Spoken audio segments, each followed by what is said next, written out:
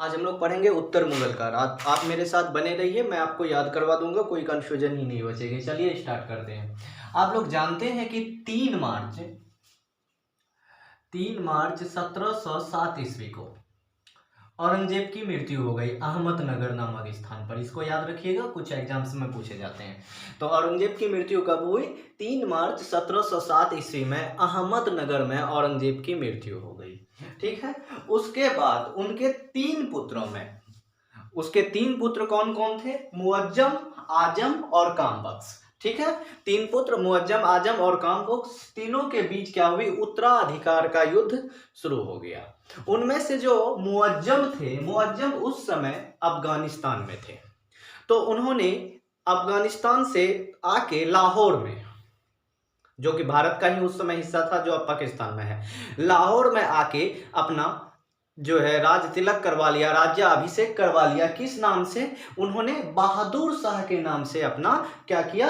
राज्याभिषेक करवा लिया। उसके बाद शुरू होती है उत्तराधिकार की लड़ाई। उत्तराधिकार की 2 युद्ध हुए। पहला युद्ध जजाऊ में हुआ, जो कि मुअज्जम ने आजम को परास्त करके खत्म कर दिया। उसके बाद बीजापुर की दूसरी लड़ाई हुई, जो कि मुअज्जम ने कामबख्श का काम तमाम कर दिया। तो आपको यहां तक बातें समझ में आ गई कि 3 मार्च 1707 ईस्वी में अहमदनगर में क्या हुई कि औरंगजेब की मृत्यु हो गई। तो उसके 3 पुत्र हो गए तुम्हारे, मुअज्जम, आजम और कामबख्श। तीनों के बीच उत्तराधिकार की लड़ाई शुरू हो गई, जिसमें से हमारे जो सिख के 10वें गुरु गोविंद सिंह थे, सिखों के 10वें गुरु गोविंद सिंह ने मुअज्जम का साथ दिया, और मुअज्जम ने आजम को जजाऊ के युद्ध में हराया, और मुअज्जम ने कामबख्श को बीजापुर के युद्ध में हराया। तो उत्तराधिकार के कितने युद्ध हुए? 2 युद्ध। कहाँ कहाँ? जजाऊ में और बीजापुर में। जजाऊ का युद्ध किसके किसके बीच हुआ है? तो मुअज्जम और आजम के बीच।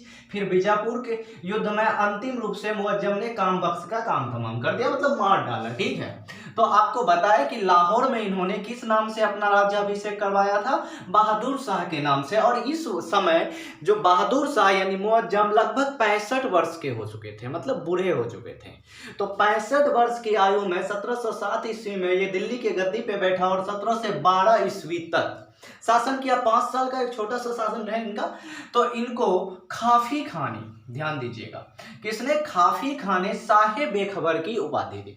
तो अगर आपको पूछा जाए कि बहादुर शाह को किसने साहे बेखबर की उपाधि दी, तो खाफी खाने। तो जिस तरह आप लोग जानते हैं कि औरंगजेब अन्य जाति के प्रति, हिंदुओं के प्रति, सिखों के प्रति बहुत ज्यादा क्रूरतापूर्ण व्यवहार करता था, तो बहादुर शाह ने क्या किया?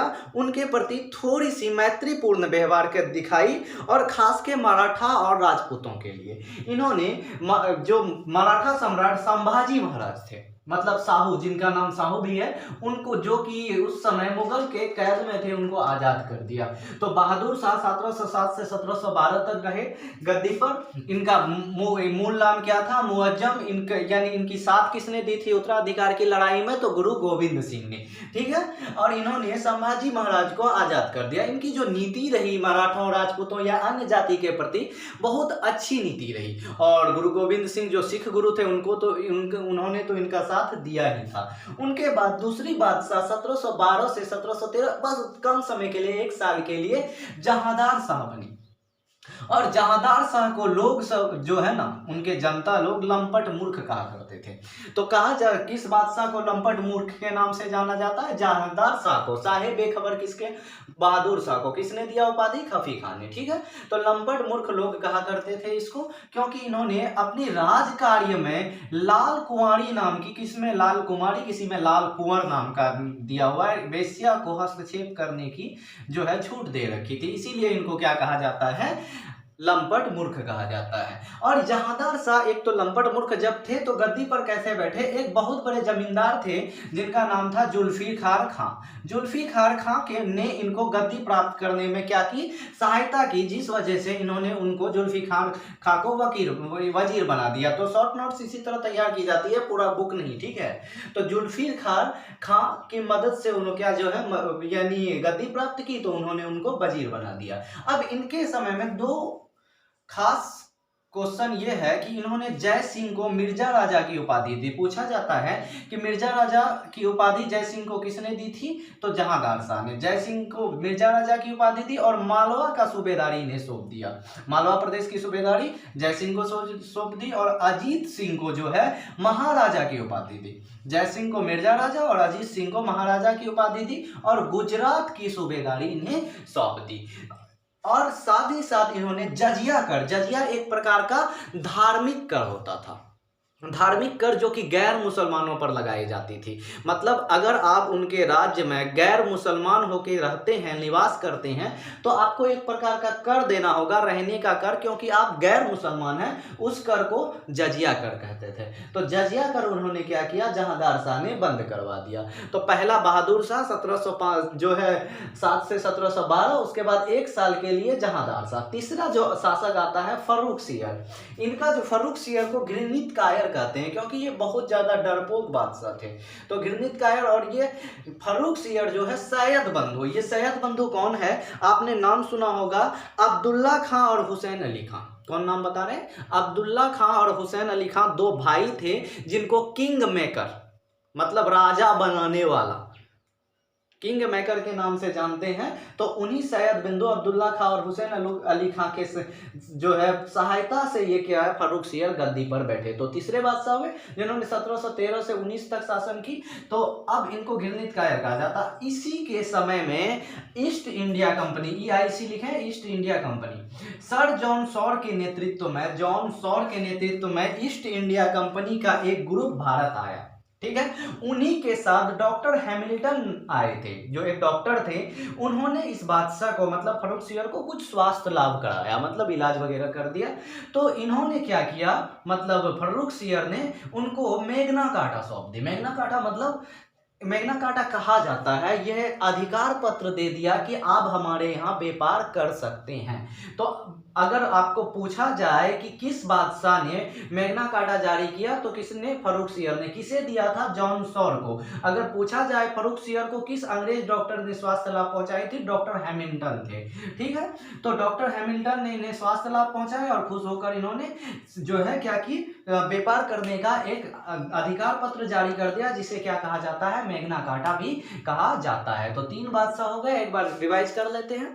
पहला बहादुर शाह, उसका मूल नाम क्या था, मुअज्जम, उस जिसको साहेब बेखबर के नाम से भी जाना जाता है। किसने दिया था उसको साहेब बेखबर की उपाधि, काफी खान ने। दूसरा जहांदार शाह और तीसरा फर्रुख सियर। जहांदार शाह को लंपट मूर्ख और फर्रुख सियर को जो है घृणित कायर कहा जाता है। जजिया कर बंद करवाने वाला कौन बादशाह हुए, जहांदार शाह हुए। ठीक है, आते हैं चौथी बादशाह जो उत्तर मुगल काल के हुए, मोहम्मद शाह। मोहम्मद शाह का जो मूल नाम था ना, रोशन अख्तर था। क्या था, रोशन अख्तर। मोहम्मद शाह के मूल नाम क्या था, रोशन अख्तर। और इसको रंगीला बादशाह भी कहा जाता है, क्योंकि बहुत ज्यादा शौक पालते थे ये, शराब शबाब कबाब, जिस कारण से इनको क्या कहा गया, रंगीला बादशाह। और ये देखिए, इन लोगों के बाद पहले हुए जिन्होंने लंबे साल तक शासन किया, लंबे समय तक। हालांकि इन्होंने सबसे ज्यादा समय तक नहीं की शासन, लेकिन इन सब के बाद लंबे समय तक। मूल नाम रोशन अख्तर था, रंगीला बादशाह कहा जाता था। और 1720 ईस्वी में जजिया कर को इन्होंने अंतिम रूप से बंद कर दिया। क्योंकि यहाँ देखिए, जहांदार शाह ने जहाँ जजिया कर बंद की थी, फर्रुख सियर ने पुनः शुरू कर दी थी। लेकिन क्या किया इन्होंने, मूल अंतिम रूप से बंद कर दिया। उसके बाद किसी भी मुगल बादशाह ने जजिया कर नहीं लगाई। ठीक है, तो मोहम्मद शाह ने 1720 ईस्वी में जजिया कर को अंतिम रूप से बंद कर दिया। और सब इसी के काल में जो है स्वतंत्र प्रदेश, जैसे अवध सादत खां के नेतृत्व में स्वतंत्र राज्य बन गए। उसी तरह जो है अवध के बाद हैदराबाद निजाम उल मुल्क के नेतृत्व में। तो बहुत सारे अलग अलग स्वतंत्र राज्य, जो इसी के बाद मैं इसी वीडियो में पूरा लिस्ट ही दे दूंगा, पूछा जाता है वहां से क्वेश्चन, अलग अलग स्वतंत्र राज्य अस्तित्व में आया। ठीक है, तो इसी के शासनकाल में, किसके शासनकाल में, मोहम्मद शाह के। और इसी के शासनकाल में नादिर शाह का आक्रमण हुआ दिल्ली में। देखिए, नादिर शाह जो है ना, कहा जाता है कि अवध के नवाब सादत खां के बुलावे पर, आमंत्रण पर भारत आया था लूटने के लिए। इनका मूल कार्य था लूटना। और उन्होंने सादत खां से आके धन की मांग की और सादत खां टपक गया, आत्महत्या कर ली। ठीक है। तो नादिर शाह 1739 में दिल्ली में आक्रमण करता है और तख्ते ताउस और कोहिनूर को उठा के ले जाता है। तो तख्ते ताउस पर जिसको किसने बनाया था, शाहजहां ने बनवाया था। तख्ते ताउस पर बैठने वाला अंतिम बादशाह कौन थे, मोहम्मद शाह थे। तो मतलब तख्ते ताउस भी ले गए और कोहिनूर हीरा भी नादिर शाह ले गए। उसके बाद अगला बादशाह आते अहमद शाह, ठीक है। तो अहमद शाह 1748 से 54 6 साल के लिए आते हैं। इन जो है अवध के जफरदंग को सूबेदार बनाया इन्होंने, क्योंकि इसी की सहायता से जो है गद्दी पर बैठा था अहमद शाह। तो इस अवध के नवाब जफरदंग को क्या कर दिया, सूबेदार बना दिया दिल्ली का। अब अहमद शाह के समय ही अहमद शाह अब्दाली का आक्रमण होता है भारत में, और इन्होंने, अब याद रखना मुश्किल नहीं है, अहमद शाह का आक्रमण किसके समय होता है, अहमद शाह अब्दाली का, अहमद शाह के ही समय में, ठीक है। और इन्होंने टोटल 7 बार आक्रमण किए, जिसमें से 5 बार आक्रमण इसी के शासनकाल में करते हैं। सोचो, 5 बार आक्रमण किया लेकिन ये नहीं संभला खुद को। 7 बार टोटल आक्रमण है किसका, अहमद शाह अब्दाली का, और 5 बार इसी के शासनकाल में होती। लेकिन नादिर शाह के बारे में एक क्वेश्चन छूट गई। इनको जो है ईरान का नेपोलियन कहा जाता है, काफी खतरनाक। और अहमद शाह अब्दाली को दुर्रे दुरानी कहा जाता है, अहमद शाह अब्दाली को दुर्रे दुरानी। उसके बाद अहमद शाह के बाद आता है आलमगीर द्वितीय। आलमगीर द्वितीय कौन थे, ये जो दूसरे बादशाह जहांदार थे ना, उसी जहांदार का पुत्र था अजीजुद्दीन, जिन्होंने आलमगीर द्वितीय के नाम से जो है शासन संभाला। तो अजीजुद्दीन आलमगीर द्वितीय का अगर मूल नाम पूछे तो क्या नाम था, अजीजुद्दीन। और ये एक वजीर थे इमाद नाम का, उनकी सहायता से गद्दी प्राप्त किए थे। तो आलमगीर द्वितीय ने 1754 से 1759 तक कुछ साल 5 साल शासन किए, और कोई खास रहता नहीं इनके शासनकाल में। उसके बाद 7वां आते हैं आपका शाह आलम द्वितीय। शाह आलम द्वितीय के समय में बहुत ही व्यापक स्थिति होती है, इसको आप देख लीजिए, स्क्रीनशॉट लेना चाहते हैं तो लीजिए, उसके बाद आगे बढ़ते हैं, ठीक है। तो शाह आलम द्वितीय के समय में बक्सर का युद्ध होता है। क्या होता है, बक्सर का युद्ध। देखिए, शाह आलम द्वितीय के समय में बक्सर का युद्ध होता है 1764 ईस्वी में। ये बक्सर का युद्ध क्या था, इन्होंने क्या किया था, मतलब बंगाल के नवाब को अंग्रेजों ने, बंगाल का नवाब था मीर कासिम, ध्यान दीजिएगा। मीर कासिम जब अंग्रेजों के हाथ में नहीं रहने लगे, जबकि मीर कासिम, मीर जाफर को हटा के मीर कासिम को अंग्रेजों ने ही नवाब बनाया था, वो एक अलग टॉपिक है। उसके बाद जब इसके मीर कासिम हाथ में नहीं रहने लगा अंग्रेजों का, तो मीर कासिम को हटाकर फिर से मीर जाफर को जो है नवाब बना दिया बंगाल का। तो बंगाल का नवाब मीर कासिम, जो कि भाग के फिर कहां आ गया था, अवध आ गया था। उसके बाद अवध का नवाब शुजाउद्दौला, ध्यान दीजिएगा, सराजुद्दौला नहीं है, शुजाउद्दौला है, ठीक है। शुजाउद्दौला, मीर कासिम और मुगल सेना, इन तीनों ने मिलकर युद्ध की, किसके साथ, अंग्रेजी सेना के साथ। उस समय अंग्रेजी सेना के नेतृत्व कर रहे थे हेक्टर मुनरो। हेक्टर मुनरो से इन तीनों की सम्मिलित सेना 1864 ईस्वी में बक्सर के युद्ध में क्या हो गया, परास्त हो गया। तो बक्सर के युद्ध में देखो, ये मेन अगर देखा जाए बक्सर का युद्ध, तो मीर कासिम बदला लेने के लिए कि हमें फिर से बंगाल की गद्दी चाहिए, किसको डुबा दिया अपने साथ में, अवध के नवाब शुजाउद्दौला को भी डुबा दिया और मुगल शासक शाह आलम द्वितीय को भी डुबा दिया। तो तीनों सम्मिलित रूप से हेक्टर मुनरो से हारे। उसके बाद रॉबर्ट क्लाइव, उस समय जो भारत के गवर्नर जनरल थे, रॉबर्ट क्लाइव के साथ इस शाह आलम द्वितीय का इलाहाबाद की संधि होती है। तो अगर आपको पूछा जाए कि इलाहाबाद की संधि किनके किनके बीच हुई है, तो रॉबर्ट क्लाइव और किसके साथ, शाह आलम द्वितीय के साथ। और जिस कारण से इसको क्या किया जाता है, गद्दी से अपदस्थ कर दी जाती है। अपदस्थ तो गद्दी से नहीं करता है, लेकिन इनके हाथ से सारा पावर ले लिया जाता है, बहुत ज़्यादा जुर्माना लगाया जाता है। उसके बाद शाह आलम द्वितीय के बाद आता है गद्दी पर अगला शासक, 8वां शासक है अकबर द्वितीय। कौन, अकबर द्वितीय। अकबर द्वितीय आता है। अकबर द्वितीय 1806 से लेकर 1837 तक शासन करती है। इनका जो है ये अंग्रेजों के संरक्षण में, क्योंकि आप जानते हैं कि इनको बक्सर के युद्ध में हरा दिया गया था, तो ये लगभग कठपुतली बन ही चुके थे। तो अंग्रेजों के संरक्षण में पहला जो थे शासक, वो कौन थे, अकबर द्वितीय थे। अंग्रेजों के संरक्षण में शासन करने वाले प्रथम मुगल बादशाह कौन थे? तो आपका अकबर द्वितीय था। उसके बाद एक बहुत ही इंपॉर्टेंट क्वेश्चन है अकबर द्वितीय से, इन्होंने राजा राम मोहन राय को, जो राजा राम मोहन राय थे, उनको राजा की उपाधि किसने दी थी? राजा की उपाधि अकबर द्वितीय ने दी थी। ठीक है, तो अगर आपको एक क्वेश्चन पूछा जाए कि राजा राम मोहन राय को राजा की उपाधि किसने दी थी, तो अकबर द्वितीय ने दी थी। और अंग्रेजों के संरक्षण में शासन करने वाले जो है प्रथम मुगल बादशाह कौन थे? आपके अकबर द्वितीय थे। उसके बाद आता है अंतिम मुगल बादशाह, जो कि पहला वाला का नाम बहादुर शाह था ना, इसका नाम भी बहादुर शाह ही है, लेकिन ये बहादुर शाह द्वितीय कहलाएंगे। बहादुर शाह द्वितीय, या इसी को बहादुर शाह जफर कहते हैं। जफर क्यों कहते हैं? ये बहुत ही शेरो शायरी का शौक रखते थे, और शेरो शायरी के शौक के कारण इनको क्या कहा जाता था? जफर, शायर। ठीक है, जफर कहा जाता। बहादुर शाह जफर जो अंतिम मुगल बादशाह हुए, जो कि 1837 से लेकर 1858 तक, जब तक कि 1858 क्यों,